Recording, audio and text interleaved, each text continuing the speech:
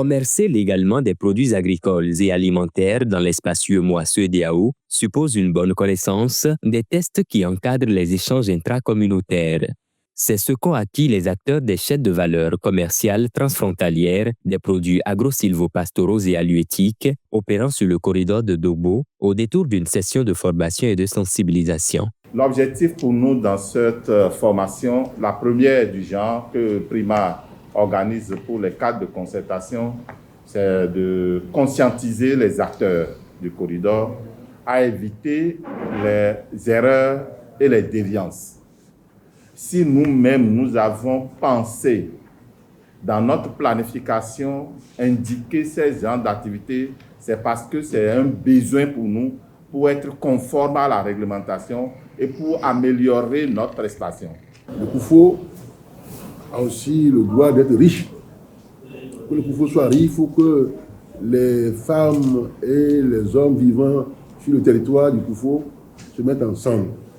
Mais qu'on agisse sans piétiner les tests. Vous voyez? Alors, quand vous êtes au courant des tests, vous êtes sûr de ne pas faire des erreurs. Et vous serez, bien sûr, l'ami. L'ami, c'est-à-dire vous serez des amis de l'État même. Comme je le dis toujours, vous serez des citoyens et non de simples habitants. La session de formation-sensibilisation s'inscrit dans le cadre du partenariat entre le cadre intégré renforcé CIR et le programme d'intégration des marchés agricoles PRIMA, l'un des projets actifs du PROCAR, mis en œuvre par le Fonds international de développement agricole FIDA à l'initiative conjointe des gouvernements du Bénin et du Togo. En avril, on a eu à travailler avec les pays sur la stratégie de plaidoyer pour lever les barrières au commerce. Et au cours de cet atelier, nous avons eu à proposer donc, des actions qui vont dans le sens donc, du renforcement des capacités des acteurs sur les tests intracommunautaires pour le commerce transfrontalier. Et donc, cette formation participe donc à l'action commune que nous avons établie avec les pays pour répondre à ce problème spécifique des tracasseries, des barrières au commerce.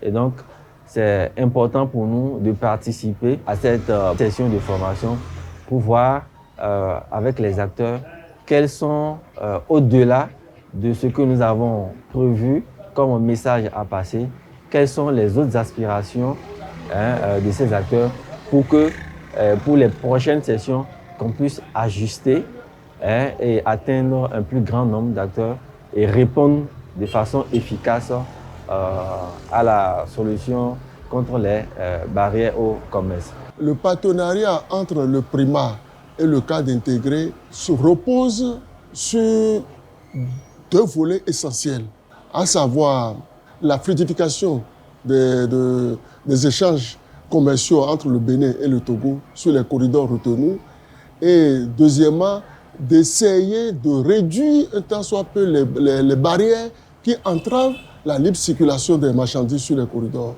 Et à travers ces deux volets essentiels, le PRIMA nous a recommandé à travers le document de projet la mise en place de certains mécanismes qui vont faciliter cette fluidification des échanges, à savoir la mise en place des cadres de concertation. Le cadre de concertation doit permettre aux acteurs, à la fois acteurs réels, donc transporteurs, commerçants, producteurs, et les institutions d'appui et de contrôle au commerce, à savoir la police, la douane, la DEDIC, la DEDAEP, la TDA et autres. Ça voudrait dire quoi? Les acteurs qui se méfiaient l'un de l'autre, qui n'arrivaient pas à se parler, c'est d'essayer de les mettre autour d'une table, à parler, à échanger, à mieux comprendre le travail que chacun d'entre eux exerce pour assainir plus ou moins les échanges sur le corridor. Et c'est ce qui a fait que le partenariat entre le PRIMA et le cadre intégré a pu installer 5 cadres de concertation, à savoir le corridor de Dogbo, de Boycon, de Glazoué, de Djougou et de Malanville. Mais on ne peut pas installer seulement ces corridors et ne pas leur donner de la matière. On ne peut pas installer ces corridors et ne pas permettre aux acteurs de comprendre. Parce qu'on a constaté que les acteurs ne comprennent pas pourquoi les policiers les arrêtent, par exemple. Pourquoi la douane les arrête. Donc, ils ne connaissent pas les tests qui régissent le commerce. Donc, il faudrait au moins les aider à mieux comprendre les tests, à se formaliser. Les règles qui garantissent cette formalisation des échanges commerciaux sont déclinées à travers plusieurs modules autour desquels les échanges se sont articulés pendant 2 jours. Il a été question des droits et obligations des producteurs, commerçants et transporteurs dans le commerce transfrontalier, des produits exonérés et des documents requis pour traverser les frontières légalement, de l'utilité des certificats d'origine et phytosanitaires indispensables pour la traçabilité et la conformité des produits. Les spécificités du transport par groupage de marchandises, une pratique courante mais peu encadrée, ont également été abordées. À cela se sont ajoutés des modules sur la communication interpersonnelle, les techniques de négociation ainsi que la prévention et la gestion des conflits. Autant d'outils essentiels pour renforcer les relations commerciales et la cohésion entre les acteurs.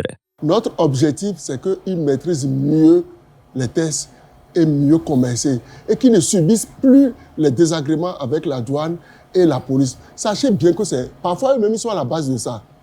C'est ce que nous avons compris dans les discours des policiers, des douaniers et autres. Ils sont à la base. Et les policiers et les douaniers les invitent à respecter les tests et à leur faciliter la tâche eux aussi. Nous avons observé que par rapport à la forme du message que nous sommes en train de passer, nous avons besoin de faire des ajustements pour que cela puisse vraiment être en cohérence, en adéquation avec notre cible et espérer que au-delà de cette formation qui n'a regroupé qu'une frange donc des acteurs, que ces acteurs-là puissent vraiment les internaliser et puissent les repliquer à leurs membres après. Et donc, nous avons noté qu'il est nécessaire pour nous de faire des ajustements et c'est dans le processus normal donc, de capitalisation que donc, de prendre, tirer le son donc, de nos expériences et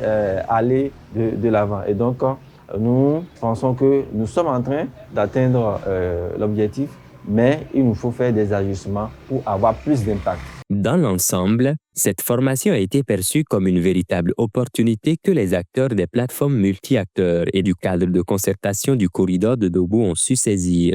Cette initiative renforce leur engagement en faveur de la formalisation et de la sécurisation de leurs activités économiques, tout en nourrissant une dynamique collective autour d'un commerce transfrontalier plus structuré et conforme aux tests en vigueur.